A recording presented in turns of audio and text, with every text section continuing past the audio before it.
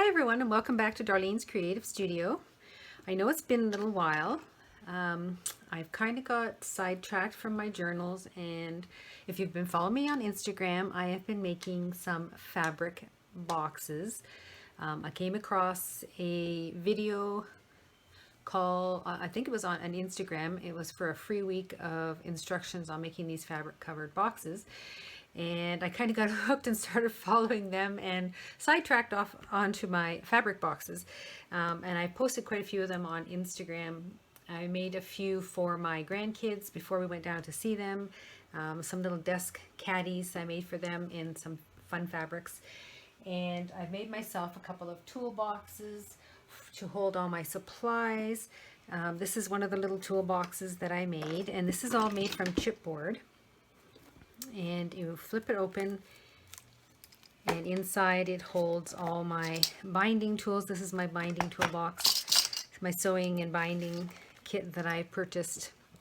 And in the lid, it's got scissors, and it holds some other little tools there as well.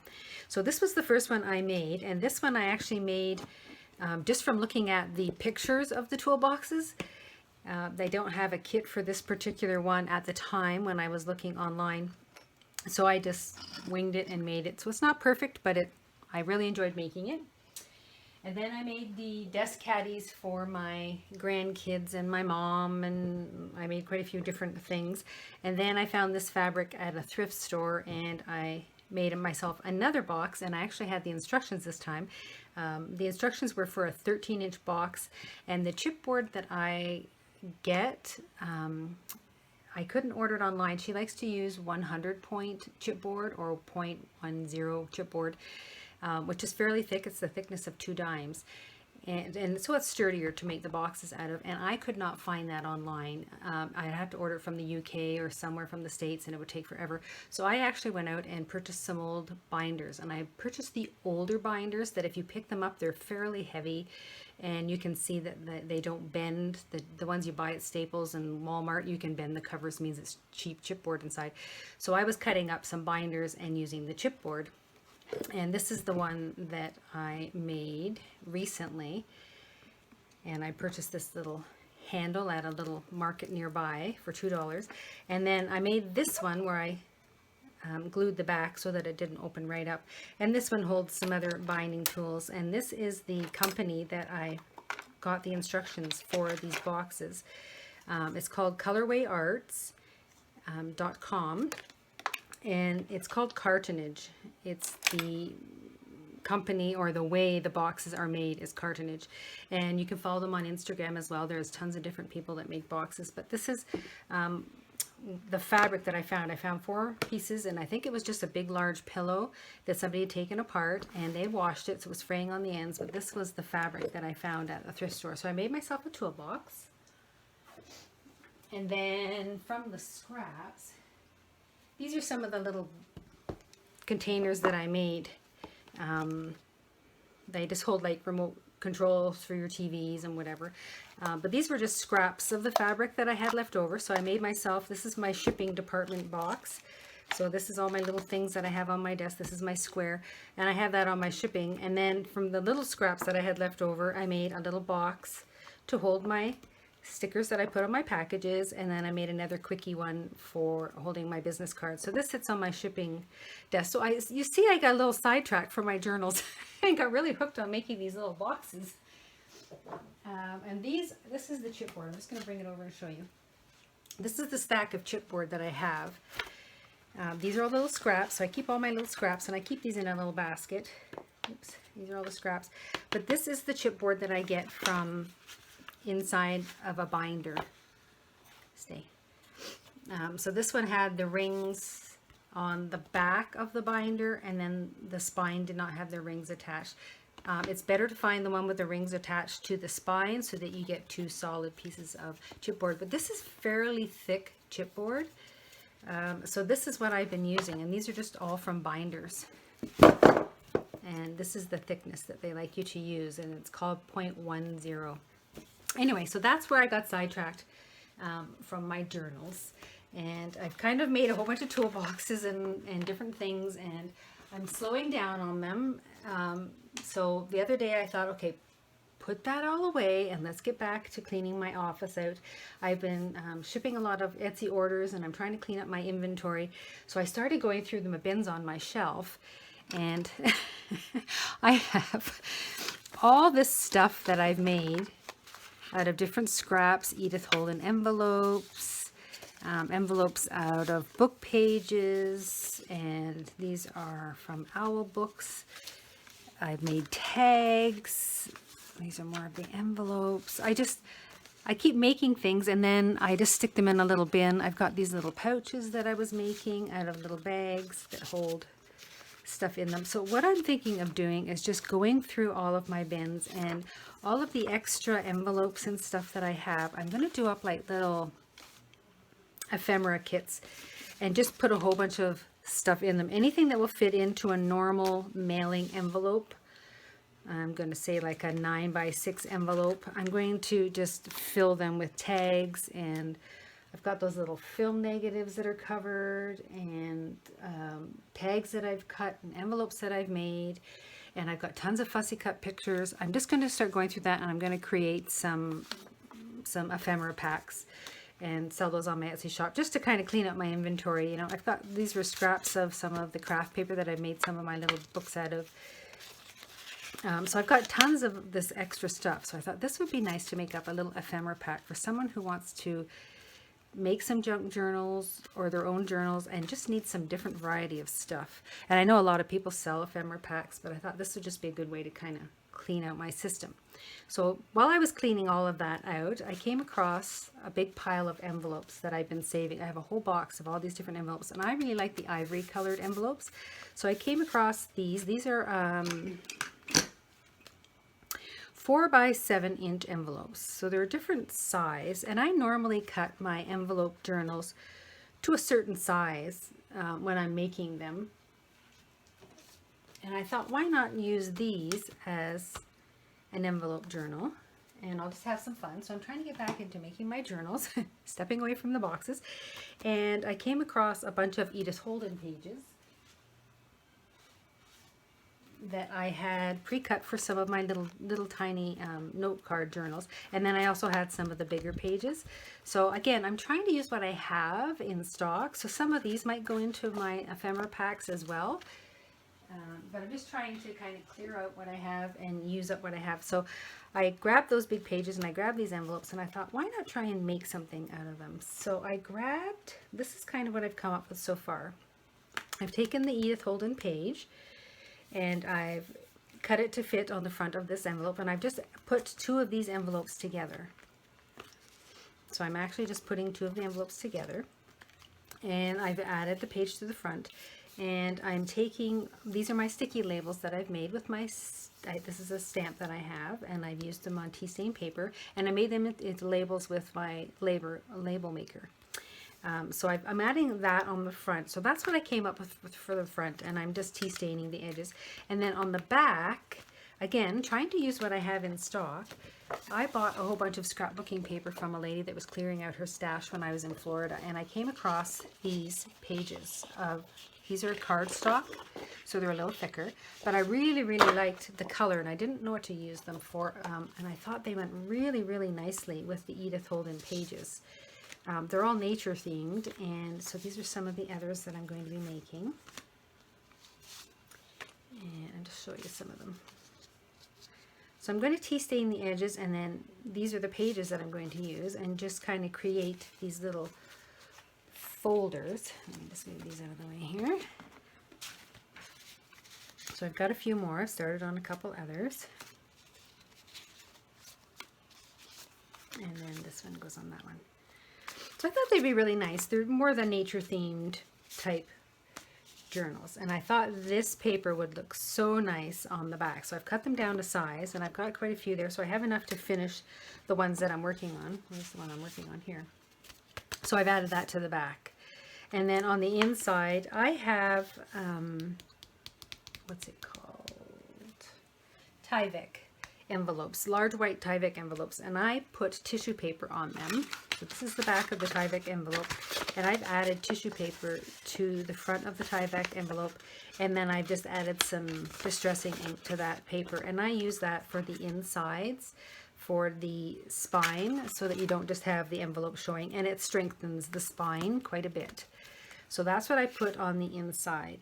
Now, if you want to add paper to this, if you want to make this into a thicker journal, you would have to score these when you're putting the envelopes together. And I have a video on how to do all that, my mini envelope journals video. But I'm thinking just for these, I'm just going to make these into something different. So I've got my back paper. So these are going to be my backs. And then I came across this. I think I've used this in my long botanical journals. And this was a really large gardening journal book. And it was for, I guess over the years, you're supposed to journal about your gardens. And it's for a whole year. So there was 365 pages. So I'm going to take this paper and I've cut it down into a size that I can use inside this book. And I'm going to tea stain these pages so that they're a little more vintage looking. And I think I'm just going to take a stack of these and I'm going to put them on this side of the book, like a little pad. Take a scrap of the Edith Holden pages that I'm using, and I'm just going to create a little header for that pad and fold that over. And these will be in the nice tea stain color. And then I think I'm just going to insert that on this side. So this will be tea stain papers and for writing notes. So that'll be there. And then I think I'm going to do like my little flip outs and with some cardstock and that type of thing on this side. And then it's got the pocket as well. So I'm going to make it just like a little pocket journal, something you can throw in your bag, just something small that you can make lists and take with you and your day-to-day stuff. So I'm just using up, again, supplies that I have. I've been trying to clear out stuff, and I have a lot of stuff, and it'll take me years to make enough journals to use it all. So I'm just trying to create using things that I have instead of going out and buying more and more and more stuff. So I'm going to go ahead and start on these journals. I do have my denim journals. They are almost finished. My Reader's Digest denim journals are almost finished.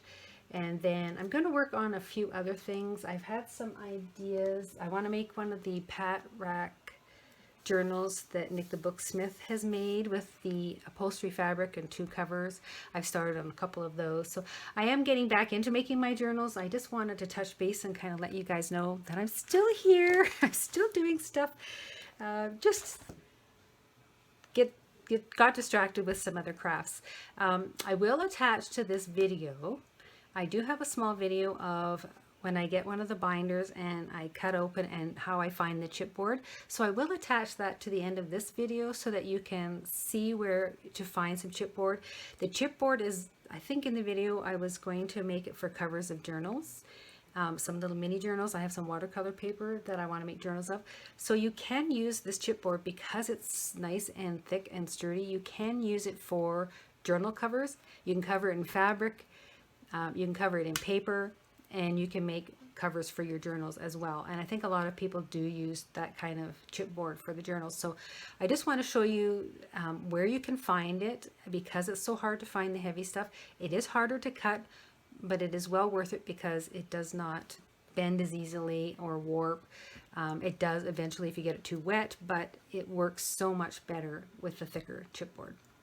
So at the end of this, when I'm finished rambling, at the end of this I will add that video and showing you me cutting apart the binders and showing you the different binders that I found this chipboard in. But that's kind of where I am right now. I want to thank everyone who supported me through this COVID thing. I've still had some Etsy orders. Where I live in Southampton, Saugeen Shores, we have had maybe 2 cases. We are, really, really careful up here. So anything that I have sent, we are COVID free up in this area. I know that it is spreading again. This is July 1st tomorrow. Happy Canada Day. It's July 1st tomorrow, and I know that there are cases popping up all over because people are no longer social distancing. They're going out in groups. So I'm just letting you know, so far our town is safe. Anything that I've sent out is safe. No one here has COVID.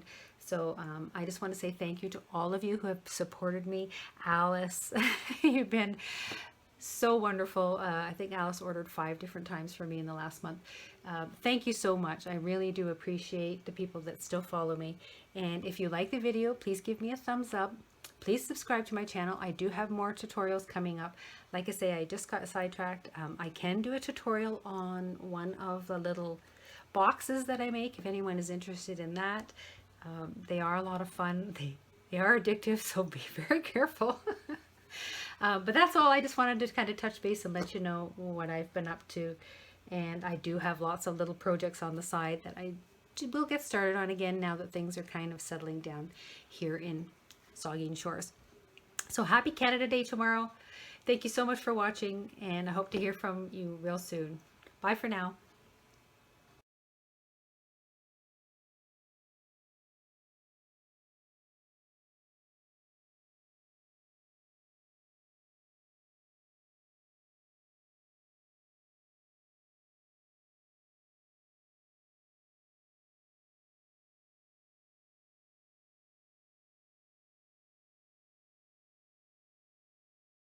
Hi, and welcome to Darlene's Creative Studio. Today, really quickly, I'm going to show you a quick tip on where to find some chipboard for making some of your journals. I recently went to a thrift store and purchased this very large old binder. I think it was Value Village, and it was filled with a whole bunch of these little photo sheets for the, the trading cards and stuff like that. It had quite a few in there. And I think I got the whole thing. There must have been 86 sheets for $4. But it's a very, very old binder, and it's really hard to open with these old clips, rings. So what I've done is I've used some of these plastic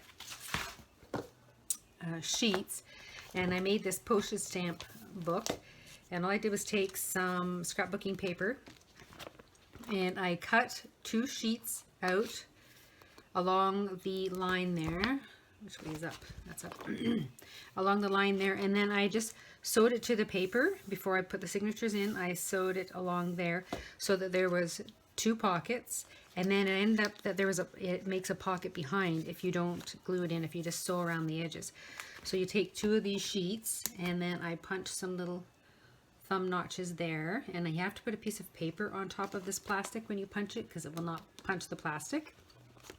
So literally cutting that out, sewing it into the book just along the edges, and then leaving the pocket behind for, I put a little envelope with some of the stamps in it, and then in the front, I just put a little sample of what stamp is in there, or if I get a couple of extras, I'll just throw them in the front. This is my birds, so I just throw them in there if I get them on a newsletter or a mailing. So that's what I use the clear plastics for, and this is just an old book, and I just made a little spine, folded it, and made a 1/4 inch spine on all my scrapbooking pages, and then I sewed the plastic on, and then just sewed these onto the fabric. I took all my stamps out, and then glued the fabric into the book. Anyway, that was something that I made with the plastic inserts. But this old binder, now if you get the really old ones, they're great because this is a really, really thick binder.